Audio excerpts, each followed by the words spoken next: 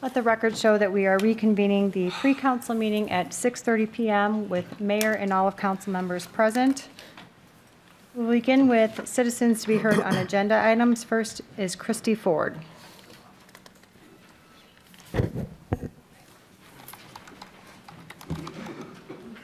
Hi, I'm here to talk about the award of the contract 21416.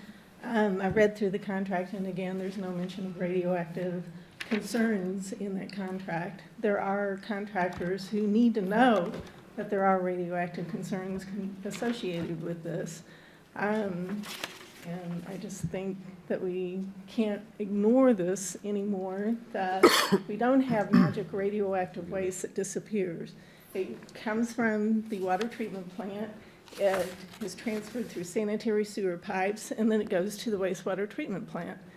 And from there, it goes to rivers and is land spread. We as citizens have been told, please don't put prescription medication into the sanitary sewers because it ends up in the waterways and it ends up on land spread. Mayor, So, excuse me, I just think that I we- missed which one she's talking about. I want to. 216, is that the memo? 214-16. Okay, thank you. I just wanted to follow you. All right. So, I would like to ask the city of Joliet, please don't put radioactive waste in our sanitary sewer pipes, because these are our sanitary sewer pipes. These are what the citizens of the city of Joliet, we, with our taxpayer money, paid for these sanitary sewer pipes. Now, the utility department is putting radioactive waste into it, and it's going into the wastewater treatment plant, which ends up on the waterways as well as land spreading. It's a desecration to our environment, and we need to quit doing it. Thank you. Mayor, Yes. could someone on our staff address her comments, or if there's any credibility to them? The council memo that was referred to is not working in any areas with 1416. wastewater treatment process. It's on the plant, and it's administration building repairs. As far as the treatment process on the water treatment plants and the disposal, that's all approved by the Illinois EPA. Thank you. Next is Michael Martin for Council Memo 196-16. Good evening. I'm here on the drive time case, so I don't know if you want to consider that at this time, but I'm prepared to speak to that issue. And I have with me my son. I also have Sean Fitzgerald from Drive Time, and I have John Boyle from Color Tile, who's the owner of the property. What we're trying to do is we're trying to put a used car lot on Larkin Avenue in the old Frank's Nursery and Craft Building, Color Tile Building. We're south of the Nissan dealership and where the Toyota dealership is, and we're north of where Pep Boys was in the strip mall, and those are the adjacent properties, and we're on one of the largest, busiest streets in the city. The site accommodates, from a zoning perspective, all of the needs of my client. I believe we're in character with the area. My client will anticipate doing about $12 million a year in sales from the site, selling approximately 75 vehicles per month from the site. We've had objectors from Kappa and from the other association, and I believe we've been recommended by staff on all the zoning issues. I think there's some confusion about the allegation is that we're a predatory lender. And what we are is a subprime lender. And I distributed an article from Equifax. And subprime lenders are different, particularly in the auto industry. Drive Time right now has 139 dealerships in 26 states. It's the largest used car dealership in the country. They do approximately $12 million in sales at each of their locations. What a subprime lender does and what we do, and unlike other lenders, is we keep the loans. So we have an interest in the people who come in to buy a car, in being qualified for the loan, and being successful on the loan. Because the success of our business is in them paying that loan. When they go through our loan process and they become qualified, everything is disclosed. The exact amount of money that they're going to pay is disclosed. Everything is taped if they permit it. And their follow-up after sales, we contact over 50%. We try to contact all, but we contact over 50% of each customer and interview them and make sure that they understood the process. At this time, the employees are salaried. Everything is run corporately. There's no, franchisee with a motive to try and sell a car in order to make a commission. Our default rate on our loans are between 6 and 13%, and you can compare that at each location to any other car dealership. At this time, we have, I think probably one of the things that I think will help convince you regarding drive time is its charitable acts. It's donated, the Drive Time Foundation, more than $3.5 million to charity since 2002. Plus, thousands of employee volunteer hours. We started a program called School Time, which donated more than $2 million to schools in communities that we operate in. We also have sponsored Augie's Quest, the Phoenix Celebrity Golf Tournaments. We've been one of their sponsors for MDA and ALS. We're a large financial contributor of St. Vincent de Paul and the St. Mary's Food Bank. We also sponsor a domestic violence center called Sojourner Center. In 2014, we partnered with Ronald McDonald Charities. We've had over 1,000 employees volunteer for Ronald McDonald Charities, and we've donated $75,000 in financial assistance to them. In 2015, our school time program, which became difficult to administer, we've converted to a 5K charity run. We started that in 2015. We ran it in 48 cities in the 26 states in which we do business. We had over 5,000 participants, and we raised over $230,000. That money was donated to our customers' children who have special needs and have medical issues. So what we try to do is we try to be a responsible member of the community, and we're here to, I can answer any questions you want about the company. Of course, any large company is going to have complaints about it, but that's, I think we're worthy of being a member of this community, and we would like to be a member of the community. Well, if there's questions, why don't we address it when we get to the agenda item? Okay, all right, All right, thank you. all right, thank you. Sam Fitzgerald, did you want to speak as well, or did he speak for all of you at this time? No. Okay, okay. Robert Hernandez.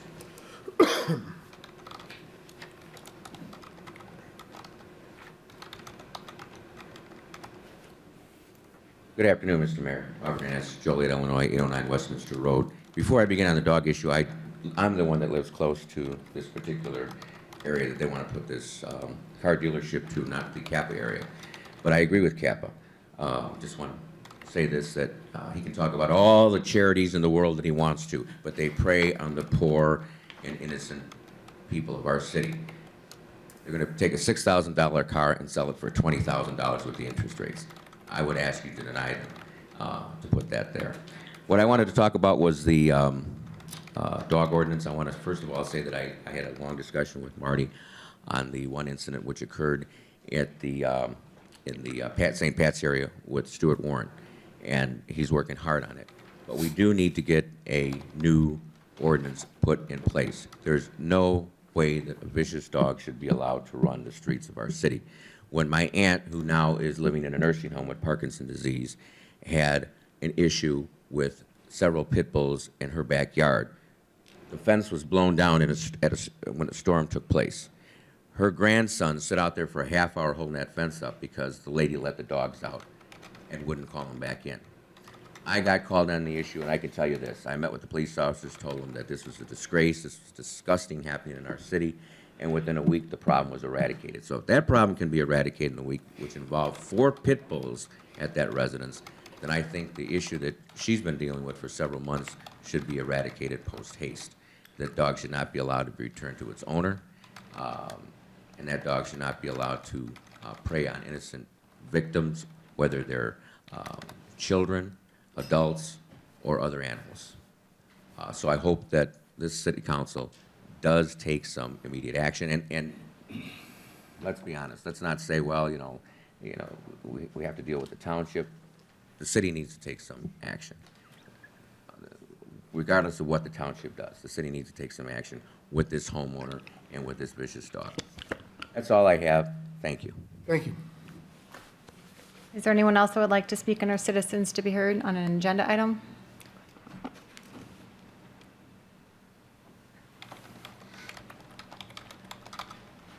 Good evening. My name is Carol Ann Heineman with the St. Pat's Neighborhood Organization. I'm here to talk about Council Memo 200-16 at 79 Cagwin. As a neighborhood organization, we are opposing the request to give 79 Cagwin a variance to be a legal multifamily 2-unit. It's currently operating as an illegal unit. It's divided 2 units right now. You must provide 1.5 parking spots per unit. This house has no off-street parking provided at all at any of the units. There's a small area next to the house, but it's my understanding this area belongs to the house next door. Cagwin Street, where this house is located, is a one-way street with parking only on one side. It's very congested. If you take a drive down the street, you can see the amount of homes and cars are making the area congested and dense. Not only is there not enough parking for the 2-unit, it is not kept well. They have, in the past week or so, done some improvements and cleaned up the property. It's currently, as I say, functioning as a 2 legal unit, and we oppose the request to the variance to make it into a legal 2-unit. Thank you. Thank you. Is there anyone else that would like to speak?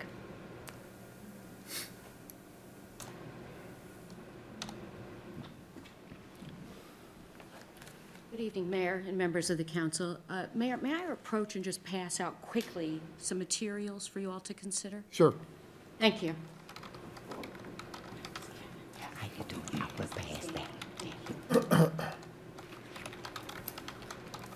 Good evening. My name is Stuart Warren, and I reside at 509 West Marion Street.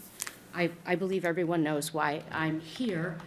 On February 20th, I was outside with my 2 small Yorkshire Terriers when my dogs were attacked by a loose pit bull. My larger Yorkshire Terrier, Raleigh, is about 9 pounds. In the attack, he suffered a separated shoulder and a broken rib. I've passed out to you a packet of things. There's pictures of Raleigh before he was hurt. There's pictures of him recovering. There's pictures of Paul Berg, the owner of the dog. There's pictures of my house. Since this happened, I've installed a fence in front of my house, so I have somewhere to take my dogs, and there's some sort of barrier between us and the rest of the world. So there's my veterinarian bill. There's a copy of the order from the administrative hearing that the city had on March 15th about this issue. And also, I filed a Freedom of Information Act request, and there is a copy of all the calls for service. It's a list, really, of the calls, police calls for service and police reports at 114 Caesar. That's where the owner, Paul Berg, resides.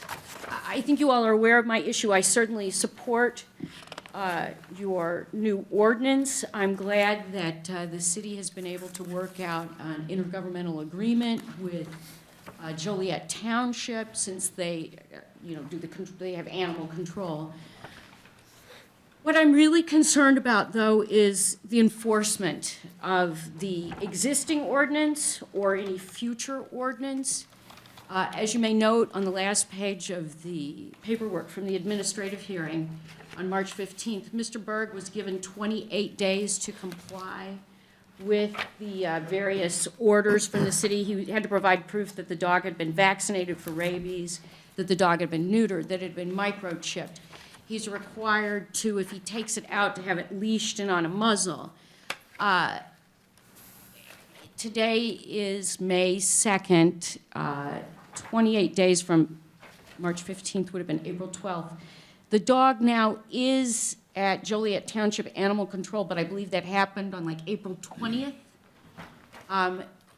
Mr. Berg has been given at least 2 extensions that I know of to comply with these orders from the administrative hearing. The dog has still not, he has not produced any proof that the dog has been vaccinated for rabies, microchipped, been neutered.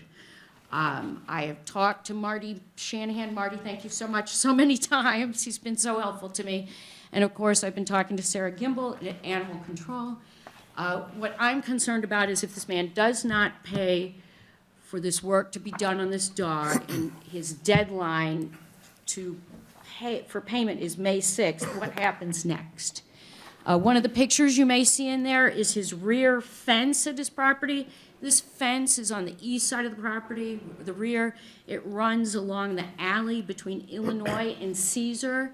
As you can see, it was falling down at one point, and he was using a piece of a prefab shower surround to prop it up. He incorporated the shower surround into making the fence secure. I'm just not sure that this dog should ever go back there. I don't think Mr. Berg can handle him physically. I believe that's how Ms. Gimbel feels as well. And so I'm sorry I've gone on and on so long. I did not want to take up much of your time. You all, I think many of you have heard about this, but I just urge you with the existing ordinance or any future ordinance to please enforce it very strictly. These animals are dangerous. Mayor, Thank you. how's Raleigh Thank now? you. How's Raleigh? I took him, he went back to the vet today. This is the first time the vet didn't say he's not out of the woods yet. He said, I think you're finally at the end. He's going to be, his shoulder is just wrapped now, not his whole leg, for about another 3 weeks. So this will have been going on about 3 months. It's taken him to recover. So, and then we got to see if he's going to use his leg after that. So, thank you. Thank you. sir. Jim, I know we talked a little bit about this before. With the new ordinance that we're being drafted, are we considering hiring someone, even a part-time position, but to be a code enforcement officer? Well, that is part of the settlement issue that we're in discussion with AFSCME on the parking and some of the uses of the employees who are currently assigned to the parking division. So there is a possibility in that realm. But for now, we are relying, and we've got on the agenda, the updating of the intergovernmental agreement with the township, and I'll discuss that further and point out some sections to you. Thank you. I have one more question. Yes. Will this be, I guess I want, our police department, will they be well informed of this new ordinance and how they can proceed? Yes, they will. Okay, thank you. Is there anyone else that would like to speak? Seeing none, I'll pass it over to the city manager to review the agenda items. Turning your attention to the first item, Council Memo 191. We have a replacement of a pending retirement of a police sergeant. Also, as you know, we considered a contractual position of events planner at By Park and received minimal interest. And so I'm requesting that we go back to the original position of park manager and get that advertised as soon as possible. And then we are aware of the pending retirement of the Community Development Director, Jim Haller, and so I'd like to go ahead and get that advertised and interviewed and potentially have somebody in place to spend a week or two with Jim so he can pass on a lot of information. Council Memo 193, I'm going to turn over to our corporate counsel since he was the one instrumental in moving this issue forward.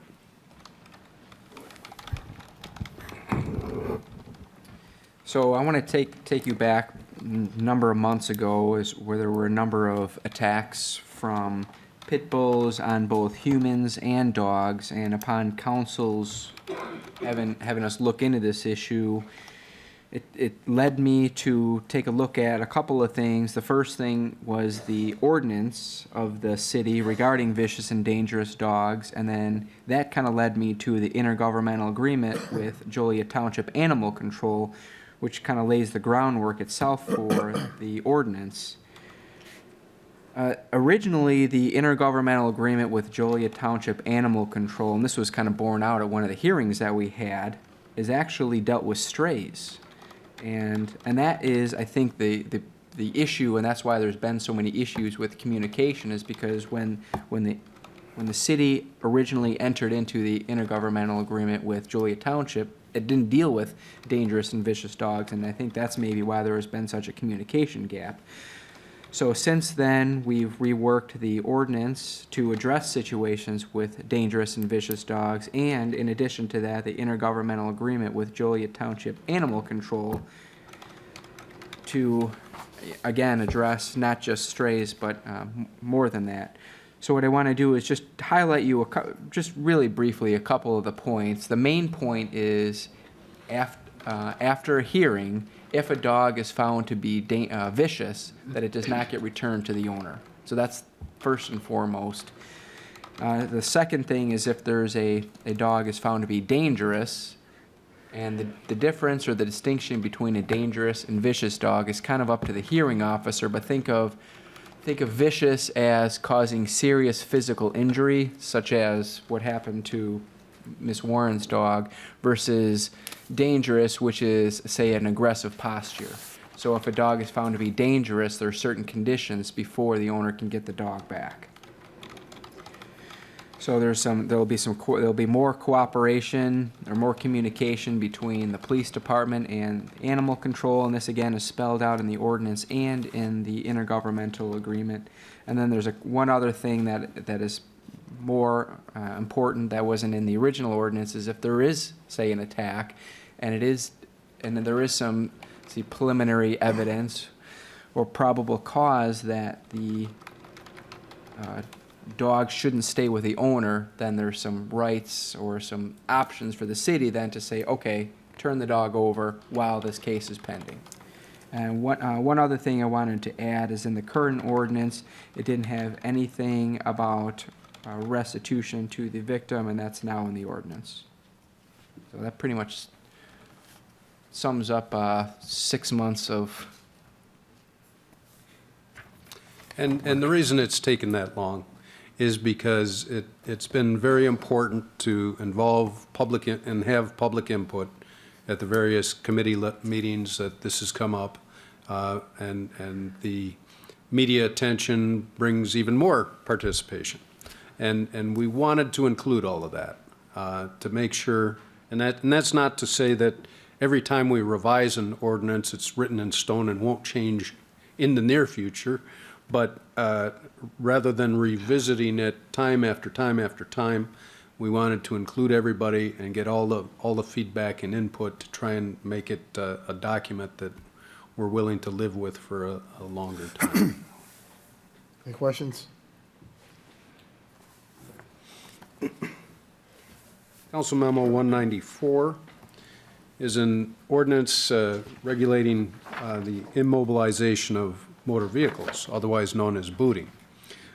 What we have found is that in a number of parking lots where it's posted that no parking's allowed other than patrons of the shopping plaza, as an example, they are allowed to do towing, which is heavily regulated in the state of Illinois.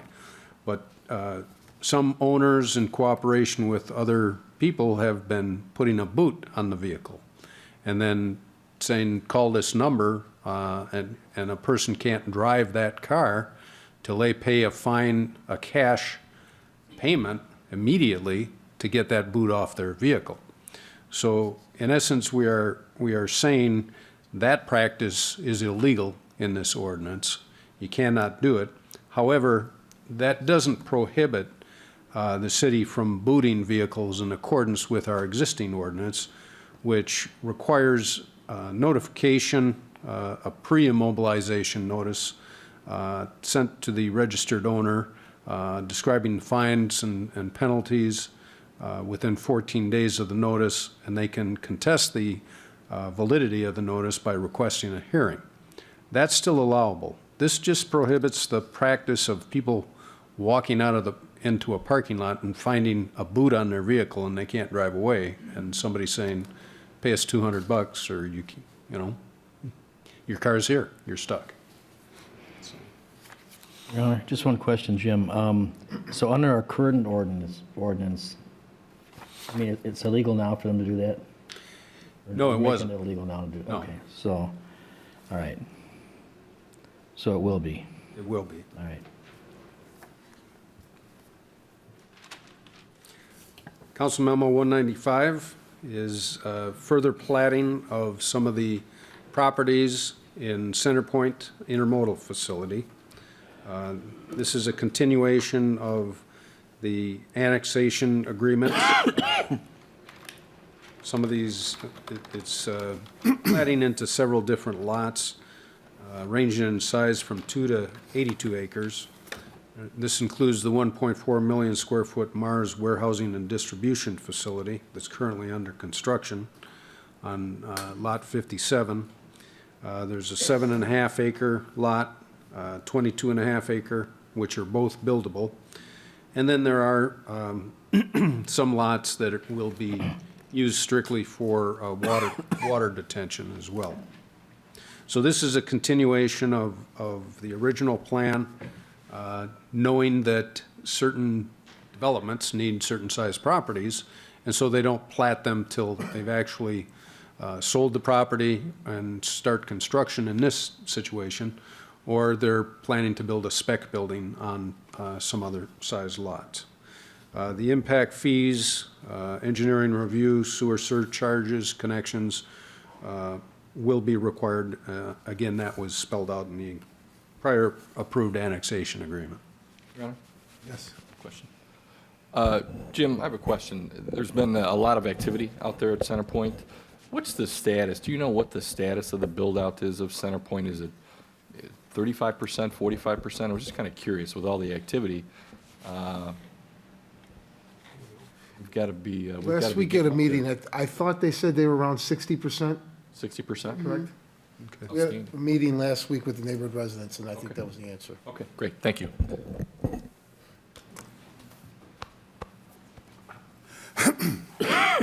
Next council memo is 196, and as explained earlier, this is approving or resolution denying use of a 22,000 square foot brick commercial structure on Larkin Road that would be used for used car sales. The proposed used car sale use would take place in the front 7,000 square foot portion of the building. The back portion would be used for storage.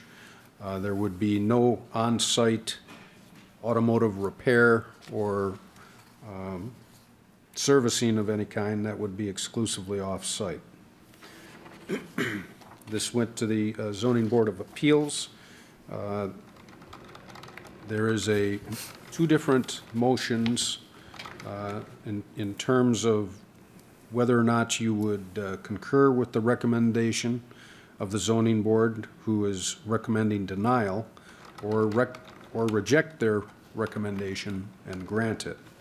Now, the one thing that was mentioned before was that you needed a 2/3 majority, but for this, after we took further look, this requires just a simple majority to pass a motion. Are there any questions?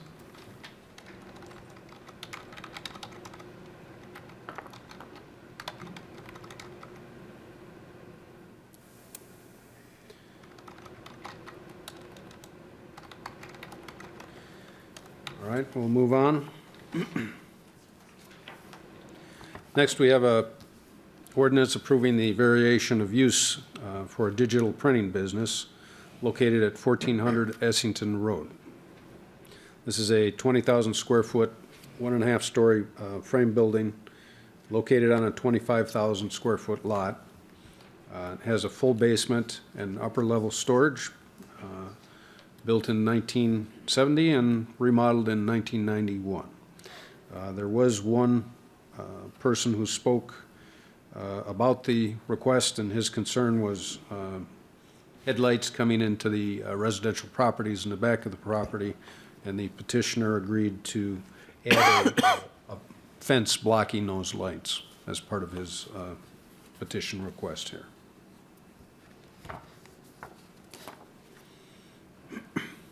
Item 198.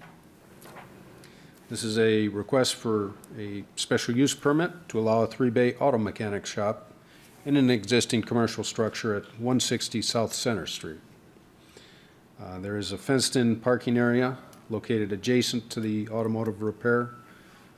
Also additional parking in front of the building adjacent to the 3-bay area. It'll be Monday through Saturday operation, 9 to 6, closed on Sundays. No one appeared at the Zoning Board of Appeals hearing in protest of the operation.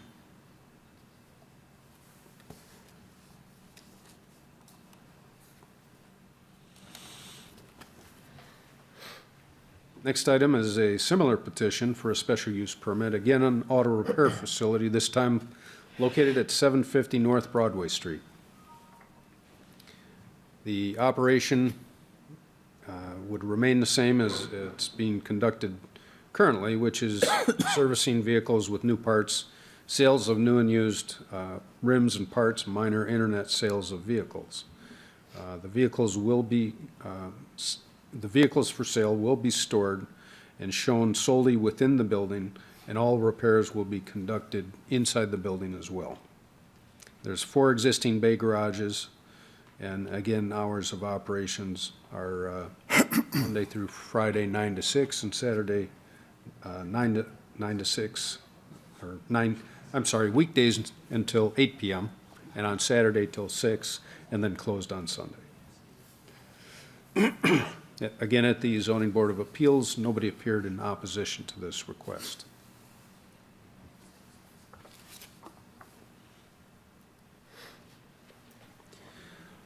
Item 200 is the variation to use of use to allow a 2-unit residence in a R3 1 and 2 family residential use in an R2 single family residential zoning district. This is on Cagwin Street. Excuse me. It's a 2-frame story structure, and this request is to allow continuing use as an existing 2-unit residence. Again, this, the motion, the recommendation, beyond the recommendation of administration, there are 2 different motions. One to concur with the recommendation of the administration and zoning board and deny the variation of use, or reject the recommendation of administration and grant the use. Mayor, Yes. is there any way the petitioner could address the council exactly what you're doing here? Yes. You don't mind? I read the memo, I just have a few questions. We're the owners of the property at 7 and 9 Cagwin. We've done a lot of work there, as the lady mentioned. It is on a one-way street. Parking is limited, but most of our clients we serve are either cornerstone clients or with the housing authority or veterans that don't even own a vehicle. They're not blessed to have a car. So that's not our problem. They don't have cars. The driveway there, the neighborhood services just gave us the okay to do the work. So as she mentioned, there's a lot of work that's been going on there now. We're gonna pave that little area that's shared, although we have a tenant in there that's a veteran, that's a truck driver, he's never there. We have the other tenant, which was Cornerstone. She doesn't own a car. So that's not a problem for them with the parking that was mentioned. As for the work, there were some list of violations in the past, and we've done 90% of that. The picture you see now, it looks better than that even. We've done a lot more work on the property. I think the house got a bad rap years ago, I guess 10 years ago. It was denied because there were a lot of illicit drugs. A lot of cops were being called out for things that were going on. That's not the case now. We've gone in there, rehabbed the building, cleaned up the property, and like I said, we have maybe 10% of work that we have to complete. That's on the list to do there. Clients are quiet. Cops have never had to be called out. I mean, and these are clients, the tenants love being there. I hate to see them out on the street. We pay all the utilities, the rent's low, and they're happy. We believe in keeping a good, clean place for people to live. So if anything, you would think that people would love to have us in their community, because even when we cut the grass, we'll cut the neighbor's grass on this side. We pick up paper. We have a manager that's in there keeping things up, keeping it nice.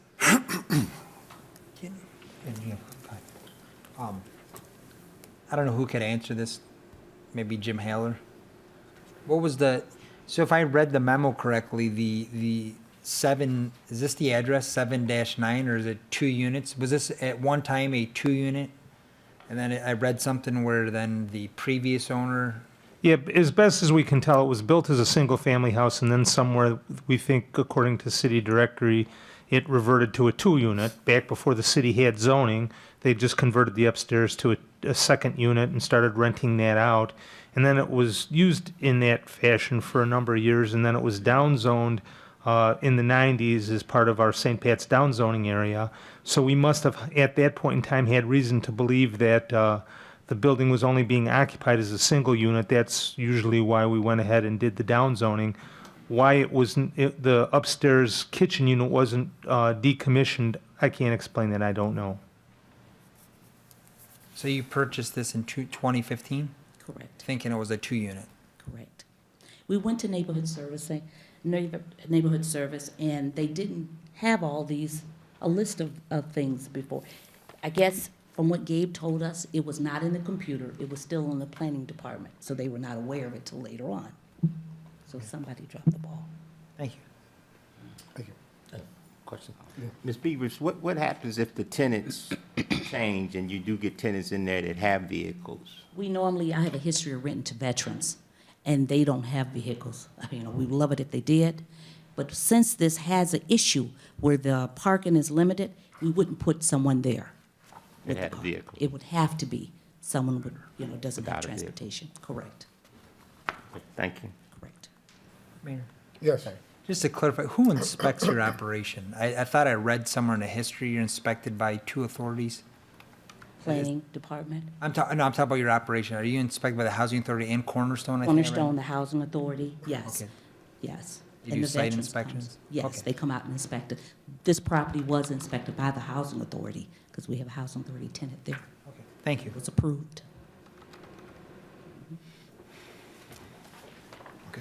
Thank you. Thank you.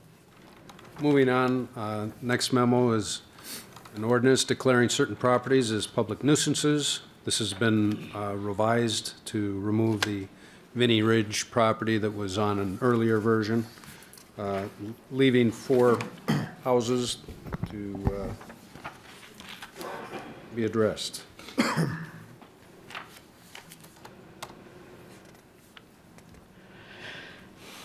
Council Memo 203 is resolution declaring certain City of Joliet property as surplus. We have a lot of outdated information technology, monitors, computers, printer fax machines, and keyboards. In this case, the City of Joliet wishes the equipment to be donated to the Spanish Community Center. Especially with the closing of all of the electronics drop-off centers in Will County, there's really nobody who's going to pick up this equipment.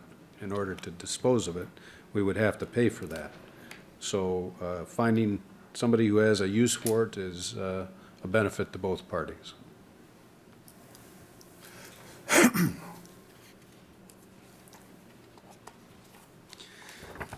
next item is the agreement with the Joliet Township, intergovernmental agreement with the Animal Control Division. As you know, we've had a very long-term agreement with them, and as part of the ordinance update and conversations that the legal department has had with the Animal Control Division, along with the police department's involvement, they've upgraded and updated the intergovernmental agreement. And what I wanted to point out to you were the last two pages, Exhibit A and B, where it specifically says that, spells out response times, so that if a dog bites a person, they will be at that site within a certain time period. And so once this is in place, the police department will monitor these calls in terms of response time, so that we can make sure that the township is in compliance and meeting the expectations of the city for these various incidents that occur.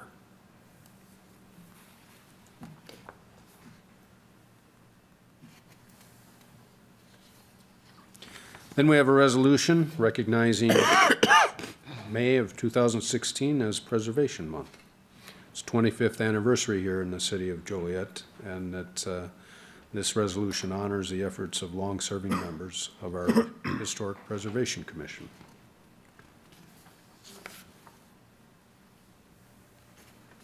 Item 206 is acquisition, again down by our East Side Sewer Treatment Facility, of 3 different properties, 2 on Edwards Street, 1 on Adler Street, for a total purchase price of $250,000. This is all, the acquisition is with one owner of all 3 properties.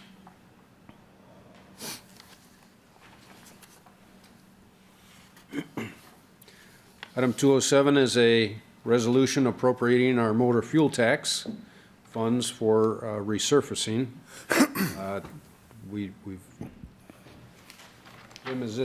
Jim Trisna, this is the second go-around on the contract?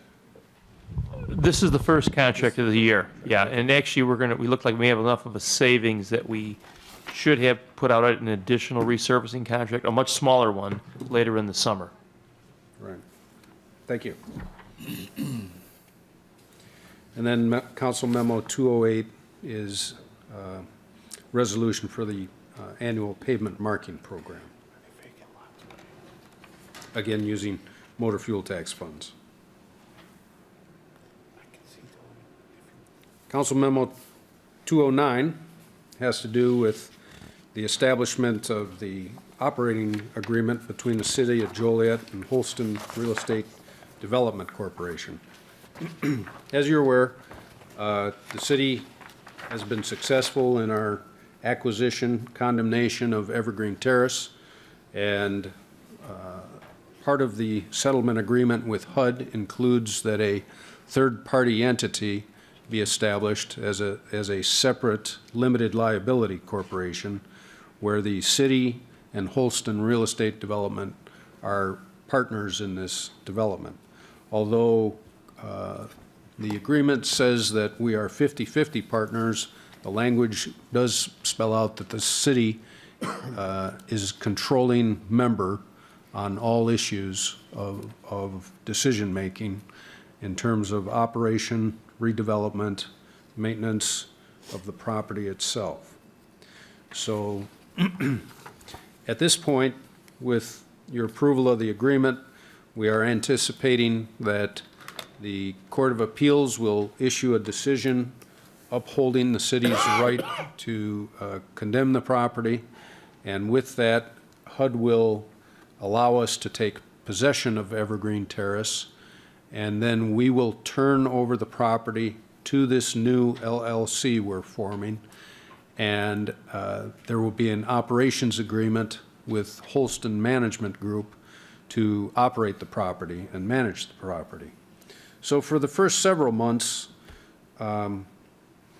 because it's unclear what the operational costs are, what kind of maintenance needs to be done, what kind of improvements to the buildings are immediate or long-term, all that will be evaluated and assessed, and a budget created, and we'll be able to take a closer look at the financial cash flow in terms of reimbursing the city for the purchase price of $15 million for Evergreen Terrace, as well as the potential redevelopment and the direction that we want to go. And so the city will have approximately 1 year from the time that we take possession to decide what we're going to do with the property in the way of redevelopment. Any questions? And award of contracts and bids is going to the Public Service Committee. I do want to point out to you one council memo, though. It's Council Memo 214. And that's a case where the city recently adopted, when I say recently, several months ago, an ordinance that would give preference to Joliet and Will County bidders. And so what you have is a case where this has been invoked and has been utilized, where the low bidder was not registered with the city. So we went to the second lowest bidder and said, you will be awarded the bid if you can match the low bid. And so Tri-State Enterprises of Romeoville said they will match the low bid, and they'll be awarded the contract. That's all I have, Mayor. Thank you. Next is public comments. Christopher Pedersen. Statesman I.V. Pro Christopher Pedersen, 702 Vine Street, Joel, Illinois, 605. To this distinguished body of councilmen and councilwomen, I want to address full council, legal counsel, and Chief City Manager James Hawk in the direction of our great city of Joliet, City Chambers, Crossroads, America, State of Illinois. I want to see our city council make sure that Waterway Days are promoted correctly with flyers June 4th, 2016 and June 5th, 2016 in a proper manner with a proclamation, if I could have council to approve for the administration. Is there anyone else who would like to speak under public comment?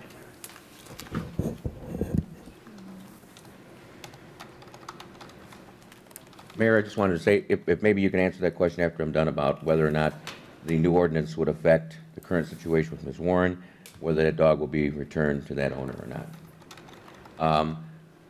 I just wanted to comment publicly for the first time, which I haven't done in several weeks outside of my Facebook page.